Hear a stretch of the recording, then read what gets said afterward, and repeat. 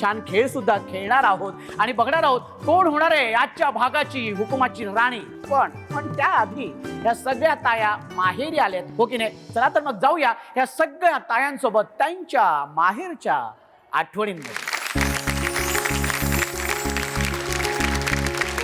ताई, तुझं नाव सांग. शारदा गवणे. माहेर कुठलं?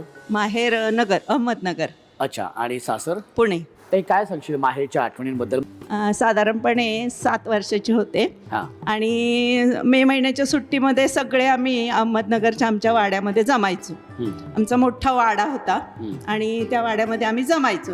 म्हणजे चुलत भावंड, आत्ते भावंड, बहिणी सगळे आम्ही सगळेजण तिथं जमायचो. आणि आमच्याच वाड्यावरून अमरधामची स्मशानभूमी होती पुढे जायची. अरे बापरे. आणि मग सगळे भावंड आम्ही जमलो होतो आणि ते आम्हाला सगळ्यांना सवयच होती की डोकावून बघायचं कोणाचं प्रेत चाललंय. मग ते काय म्हणतात ना, श्रीराम जयराम श्रीराम जयराम म्हणायचे ना ते. आणि मग एकदा काय केलं माहिती का, माझ्या सगळ्या भावंडांनी मिळून आपली ती फळी असती ना, फळी दाराला अडकवायची, ती फळी घेतली. आणि मी छोटी होते सगळ्यामध्ये, माझी भावंड सगळी मोठी होती. आणि फळीला फळी लावली, जोडली. आणि आमच्या आई, आत्या, सगळेजण आतमध्ये बसले होते, काका वगैरे सगळे गप्पा मारत. आणि मग सगळ्यांनी फळी लावली, त्या फळीवर मला झोपवलं आणि पुढे मस्तपैकी ते घरामध्ये गाडगं होतं ते धरलं आणि चालले मला घेऊन श्रीराम जयराम जयराम जयराम श्रीराम म्हणत म्हणत निघाले. आणि पुढेपर्यंत गेल्यावर मग सगळे म्हणले कोणाचा असा, लहान मुलांचा काय असा आवाज येतोय ना बोलण्याचा सगळ्यांचा. मग सगळेजण घरातले उठून बाहेर आले, बघतायत तर मला त्याच्यावर झोपवलेली होती आणि मी पण छान झोपून राहिले होते. म्हणजे काहीतरी कुठंतरी आपल्याला घेऊन चाललेत. त्या वयामध्ये ते पण काही कळत नव्हतं. अशा प्रकारची ही आठवण मात्र माझ्या डोक्यामध्ये कायमस्वरूपी राहिलेली आहे. नशीब फक्त वाड्यापर्यंत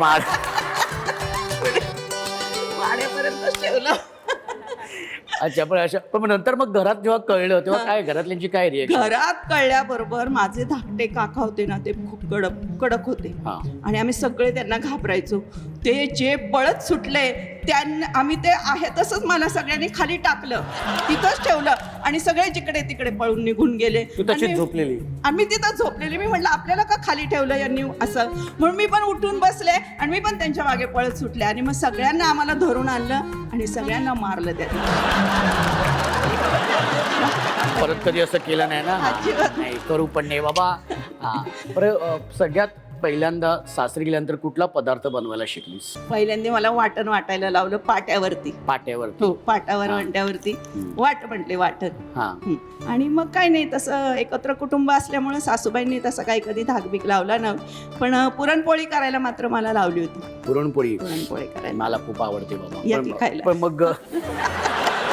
पण मग सासरी गेल्यानंतर म्हणजे कुठला असा माहेरचा पदार्थ पहिल्यांदा तू त्यांना तिथे खायला घातलास? दडपे पोहे. दडपे पोहे पण वेगळ्या, ते पांढरे असे नाही, मी केलेले पोहे म्हणजे तिथं सगळ्यांना आवडले त्यावेळेस. अच्छा. अशा पद्धतीचे मसाला वगैरे असं फरसाण वगैरे टाकून. माझी आई करते तसं. तसे पोहे केले होते. तू सांगितल्यानंतर तोंडाला पाणी सुटलंय माझ्या. पण हे खूप छान वाटलं तुझ्याशी बोलून. तू बसू शकते.